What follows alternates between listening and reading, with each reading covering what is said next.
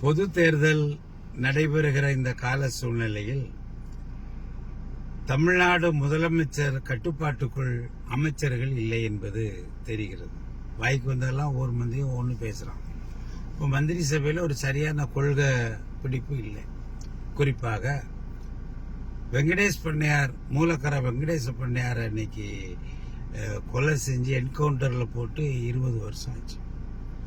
அதுக்கு பிறகு அவருடைய துணைவியார் ராதிகா செல்வியை கலைஞர் 2004 திருச்செந்தூர்ல வேட்பாளராக நிறுத்தி அந்த அம்மா வெற்றி பெற்று மத்தியில் மன்மோகன் சிங் காலத்தில் 5 வருஷம் அமைச்சராகவும் இருந்துட்டு இப்போ அரசியல் விட்டு ஓடிட்டாங்க.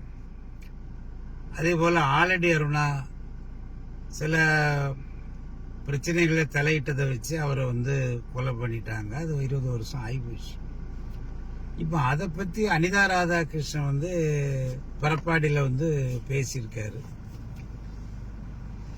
அப்படியானா அனிதா ராதாகிருஷ்ணன் வெங்கடேஷ் பண்ணையார் சாவுக்கு துக்கம் விசாரிக்க போனாரா?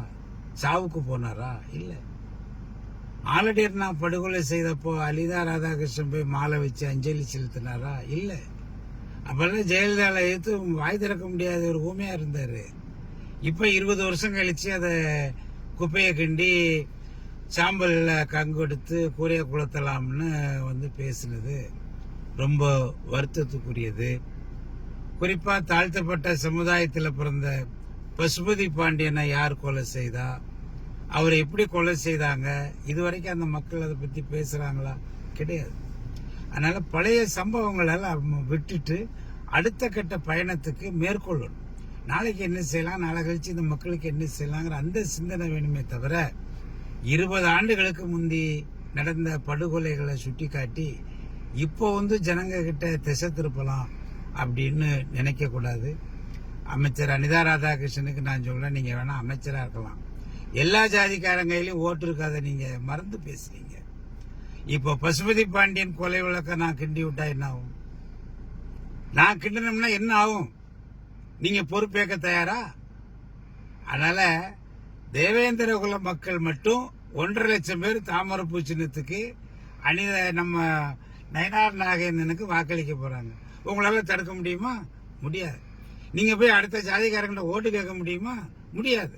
அப்ப நீங்களே இப்படி இருந்துகிட்டு நீங்க அத பழைய சம்பவங்கள்லாம் கிண்டி விடுறது நல்லது இல்ல. நீங்க ஒரு அமைச்சர். திமுகவில் எல்லா ஜாதிக்காரங்களும் இருக்காங்க. குறிப்பா முக்குளத்தோர்கள் உங்களை விட பெரிய மந்திரிகளா இருக்காங்க. அவங்கெல்லாம் போய் ஸ்டாலின்ட்ட புகார் பண்ணாங்கன்னா உங்க நிலைமை என்ன ஆகும்?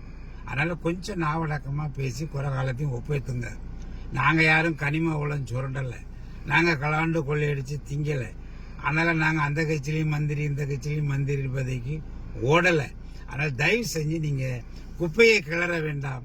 அனிதா அவர்களுக்கு அன்பான வேண்டுகோள். வாகை முத்தழகன், அறிஞர் அண்ணா பேரவை. வணக்கம்.